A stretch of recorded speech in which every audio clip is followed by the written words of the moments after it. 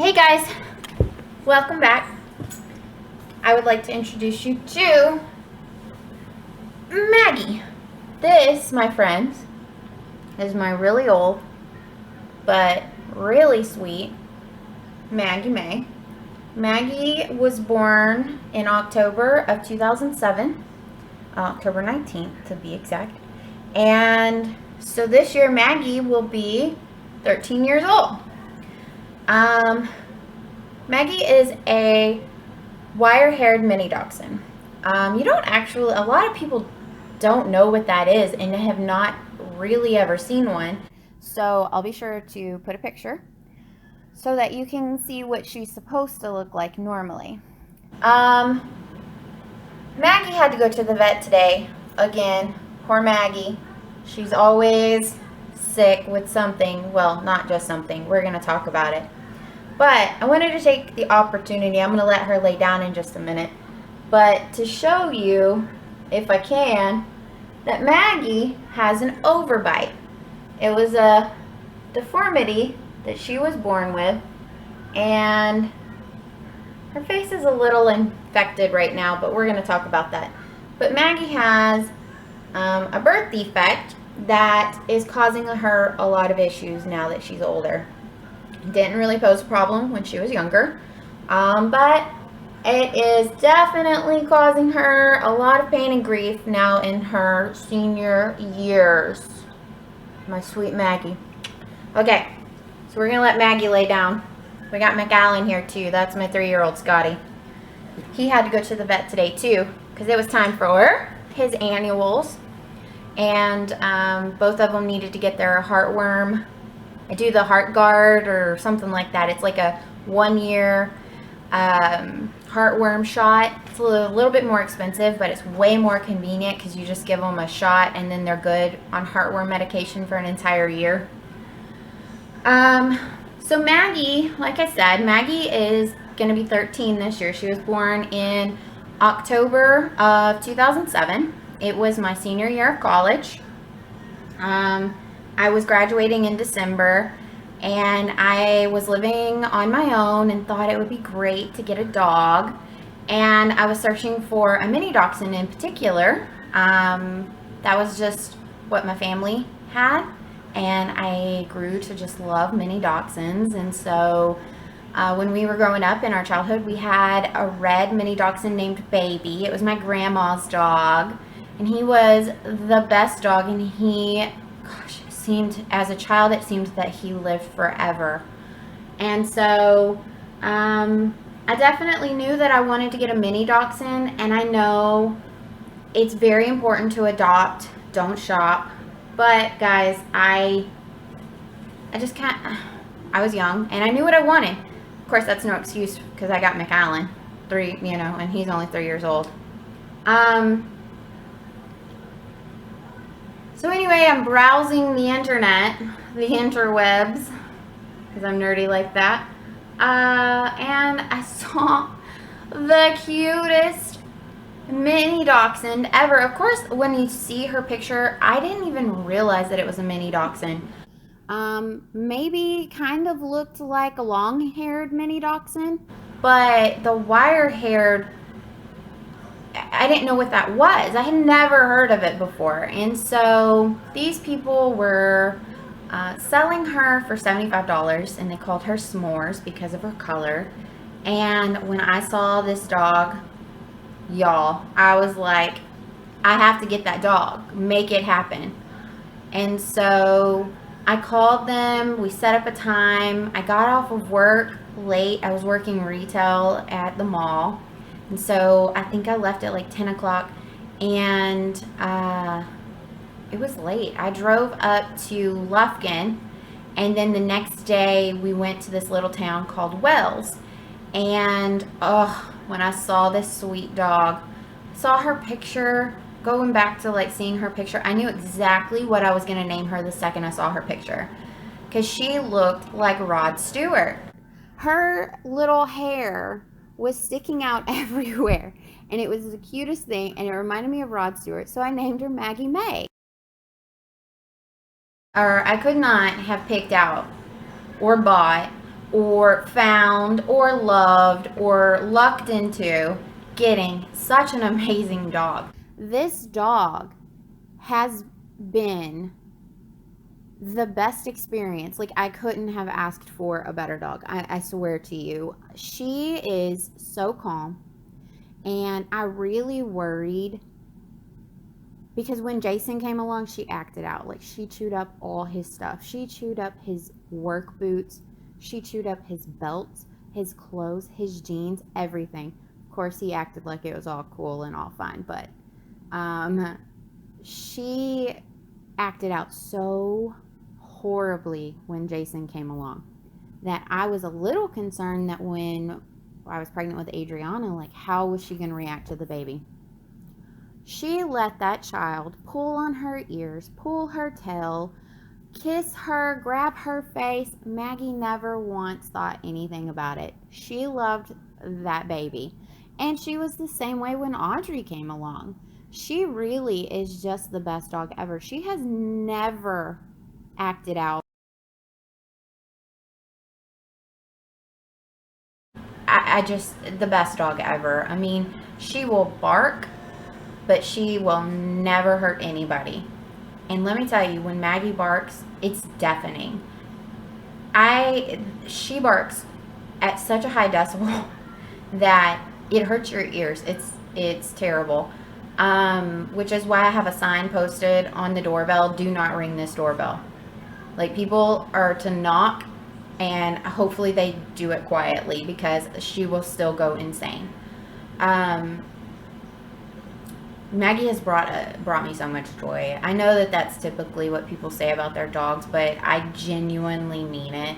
She's a great dog, and I know that we don't have many years left with her, but I do everything in my power to make sure that Maggie stays in the best health possible, which is why Maggie had to go to the vet today.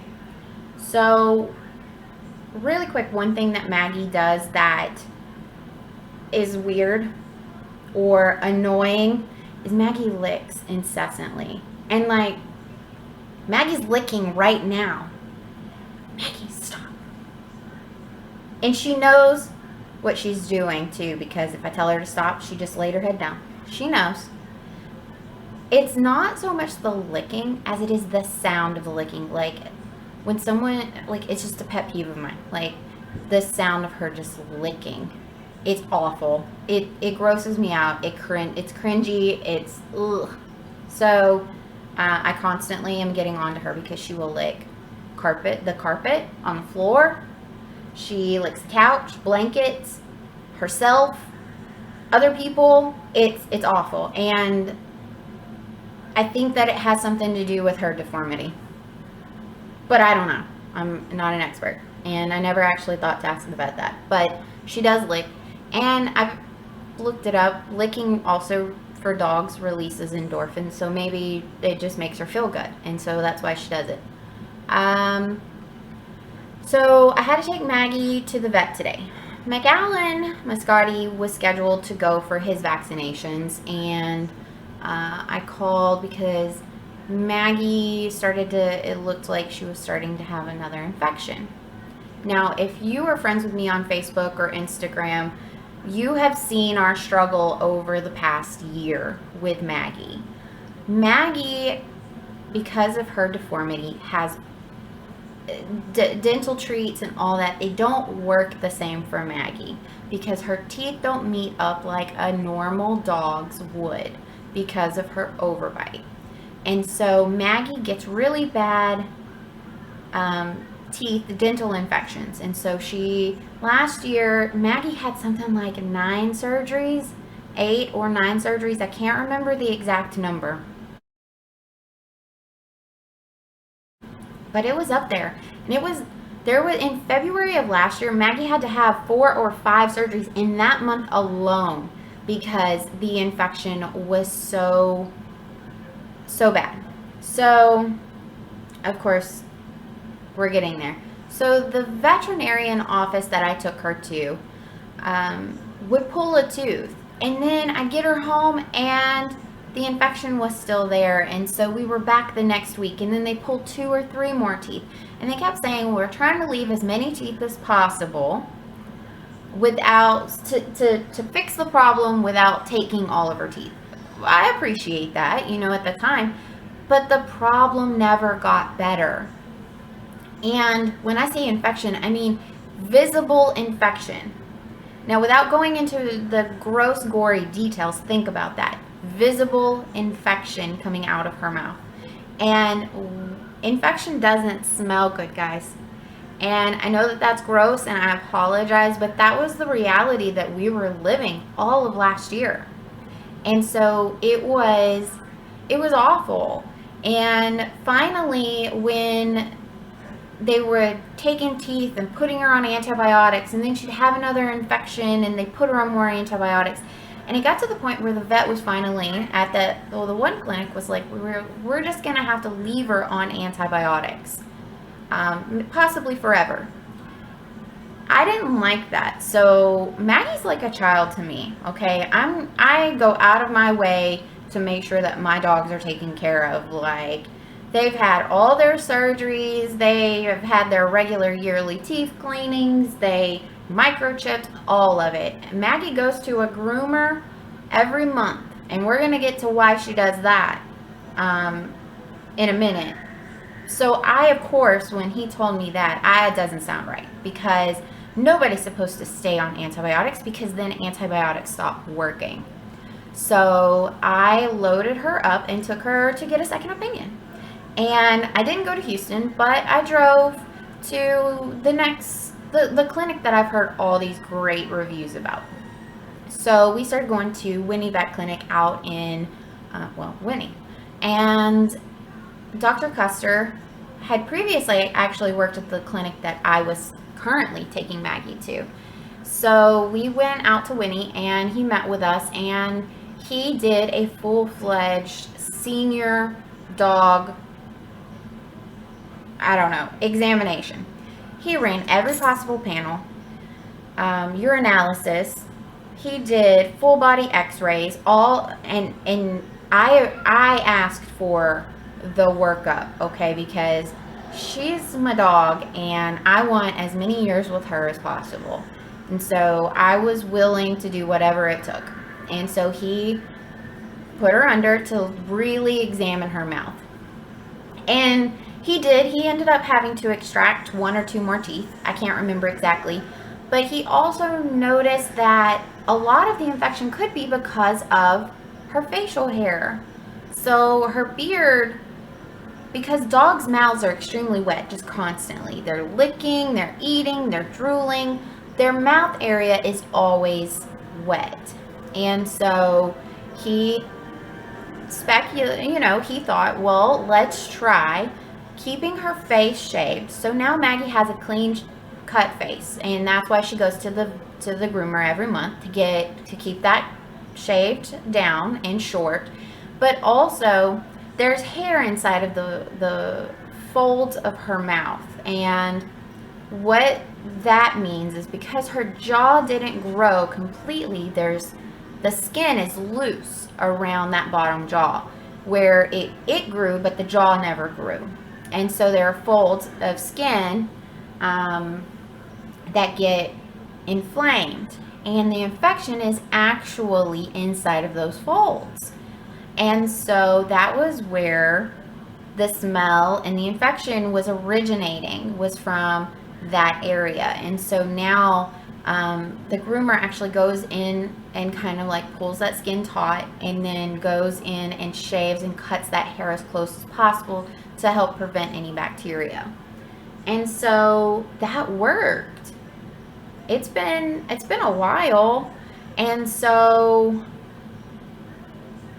imagine my dismay when about a week and a half ago I started to notice that area was starting to get inflamed again and sensitive to touch. She doesn't want you messing with her face, and the smell was starting to come back. So I immediately start cleaning it. A warm soapy cloth, cleaning it, and then taking a Q-tip dipped in peroxide and touching it like inside of the folds, trying to get it really clean. Of course, the fizzing started happening, and that indicates to me like there's definitely infection in there. So I jumped through Maggie onto his appointment also, called them to make sure that they were okay. And Dr. Custer just said, you know, it's possible that this is just a flare-up and that it won't happen that often. So he prescribed her some antibiotics and some medicated wipes. So I'm going to start cleaning that area with these medicated wipes. And I am hoping that that'll help clear up the problem. And maybe we only have to deal with this once a year, you know, because he said that her teeth look fine. So it's not in her mouth, it's on the outside of her mouth. And so we are going to do that. But Dr. Custer said if this turns out to be a monthly thing again, like it was last year, where we had all of the issues, that it is possible that he will have to do surgery. And which of course I don't want, because the poor dog's had so many surgeries, but this would not be a typical surgery. He is talking about giving Maggie a facelift. So my senior dog might have to have some cosmetic surgery to have her little skin folds fixed so that they're pulled tight and the infection can't get inside of those folds. I thought it was a good story to tell you guys, because just what a privileged society we live in, where vets will and can and people will pay for their dogs to have surgeries. But listen, I've already made it very clear how important this dog is to me and how little time I have left with her. And so, yeah, I 110% will have Maggie have that surgery if that means that she is a happier, healthier dog. Because ultimately, that is all that is important to me. My children and my family, and my dogs are my family, to be happy and healthy.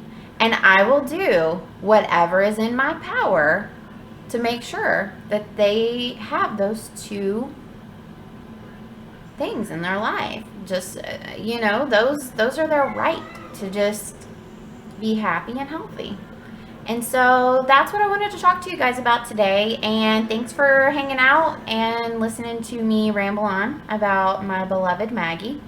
I am sure that I will include some pictures of Maggie's deformity and kind of what I'm talking about with the skin folds of her mouth.